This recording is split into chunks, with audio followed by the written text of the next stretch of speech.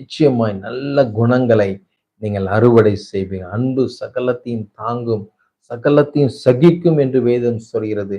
அந்த அன்பு என்கிற ஆவிக்குரிய கனிகளை நீங்கள் பெற்று தேவ பார்வையில ஒரு ஒரு பரிசுத்தம் உள்ள ஒரு ஜாதியாய், ஒரு பெலனுள்ள ஜாதியாய் கர்த்தர் உங்கள நம்பி எல்லா பொறுப்பையும் கொடுப்பாருங்க. எல்லா வேலையும் கொடுப்பார். எல்லா ஊழியங்களையும் கொடுப்பார். எல்லா கனத்தையும் கர்த்தர் கொடுப்பார். எவ்வளவுதான் இருந்தாலும் என் பிள்ளை என் பேரை காப்பாத்துவான்ற நம்பிக்கை, சகிப்புத்தன்மை இருக்கும்போது தாங்க ஊழியத்துல பார்க்கிறோம். அநேக இடங்கள்ல கர்த்தர் பேசுவார். நீ அங்க போய் பேசு அப்படின்ட்டு. ஆனா அங்க போய் பேசும்போது அங்க அவமானம் தான் மிஞ்சுமே ஒழிய மத்த எந்த ஒரு நன்மையும் இருக்காது. ஆனாலும் அதை சகித்து பொறுமையோடு கூட கர்த்தர் சொல்லியிருக்கிறார். நிச்சயமாக இதற்கான நன்மையை கட்டளையிடுவார் என்று சகித்த நாட்கள் உண்டு. இந்த சகிப்பு தன்மையினால் கர்த்தர் இன்று என்னை உயர்த்தி வைத்திருக்கிறார். சகித்துக் கொள்ளுங்க. நீங்க தவறே செஞ்சிருக்க மாட்டீங்க. ஆனாலும் பொறுமையாய் நீங்கள் காத்திருப்பீர்களானால் அதனுடைய ஆசீர்வாதத்தை நீங்கள் சுதந்தரித்துக் கொள்வீர்கள். ஒரு நாளும் உங்கள் சகிப்புத்தன்மைக்குள்ள மகிமையை, உங்கள் சகிப்புத்தன்மைக்குள்ள நன்மையை கர்த்தர் வழங்காம இருக்க மாட்டாருங்க. சகித்துக் கொள்ளுங்க. உங்க குடும்பம் ஆசீர்வதிக்கப்படும். உங்க வேலை ஆசீர்வதிக்கப்படும். உங்க சபை ஆசீர்வதிக்கப்படும். நீங்க வாழ்கிற பகுதிகள் ஆசீர்வதிக்கும். இன்னைக்கு எல்லாத்துக்கும் கோபம் டக்கு டக்கு டக்குன்னு வந்துருது. அப்படி கோபப்படாதபடிக்கு சகித்துக் கொள்ளுங்கள். நீங்க நன்மை செய்திருக்கும் போது பொறுமையாய் சகிப்பீர்களானால் அதன் பலனை மிகுதியாய் நீங்கள் பெற்றுக்கொள்வீர்கள் என்று வேதம் சொல்கிறது. அடுத்ததாக பார்க்கிறோம் தாழ்மையை. நீங்க எல்லா இடத்திலும் தாழ்மையா இருங்க.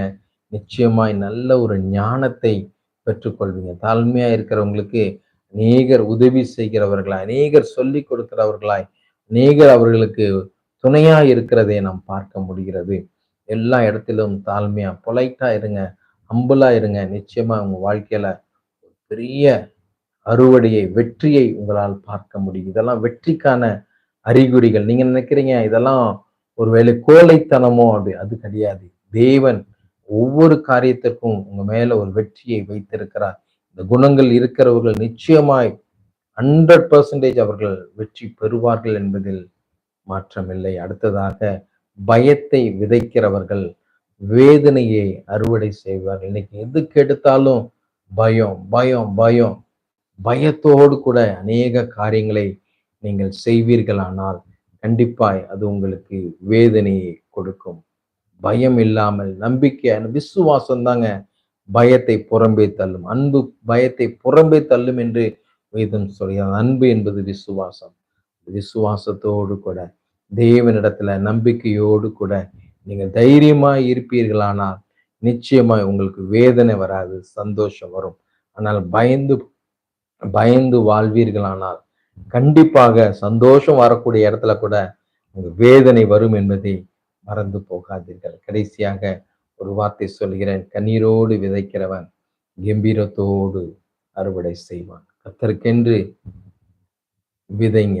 உங்க வாழ்க்கையில ஒரு கம்பீரமான அறுவடையை கர்த்தர் கொடுப்பார். ஏற்ற காலத்துல விதைங்க. எல்லாவற்றிற்கும் ஒரு காலம் உண்டு. நாம் இன்று அறுவடையை எதிர்பார்க்கிறோம், ஆனால் விதைப்பை மறந்து விடுகிறோம்.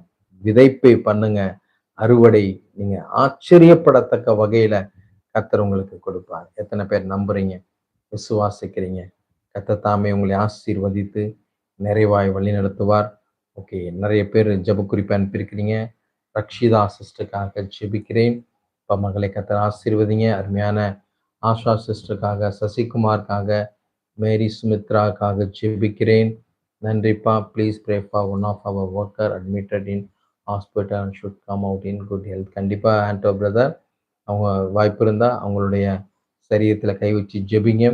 நிச்சயமாய் ஆண்டவர் ஒரு பரிபூர்ண விடுதலையை, நல்ல சுகத்தை தேவன் அவருக்கு கட்டளை இடுவேன் என்று வாக்கு பண்ணுகிறார். ஆண்டோ பிரதற்காக மீண்டுமாய் ஜெபிக்கிறேன். அப்பா, ஓமன் தேசத்தில் இருக்கிறாங்க, நல்ல வேலைகள் செய்யட்டும், நல்ல ஆரோக்கியமாக இருக்கட்டும், நல்ல சூழ்நிலைகள் அங்கே இருக்கட்டும். எந்த விதத்திலும் பதட்டமோ கவலையோ வேதனையோ இல்லாதபடிக்கு சந்தோஷமாய் மனரம்யமாய் இருக்க கர்த்தர் நீர் உதவி செய்வதற்காக நன்றி. இப்போ ஒவ்வொரு பிள்ளைகளையும் ஆசீர்வதிக்கிறேன், வாழ்த்துகிறேன். மேலே நம்பர் குறிப்பிட்டிருக்கிறேன். நீங்கள் நிகழ்ச்சி முடிஞ்சோடனே கூப்பிட்டு பேசுங்க. உங்களுக்காக நான் ஜெபித்து நல்ல ஆலோசனைகளை வழங்க ஆயத்தமாக இருக்கிறேன். இது வரைக்கும் சேனலை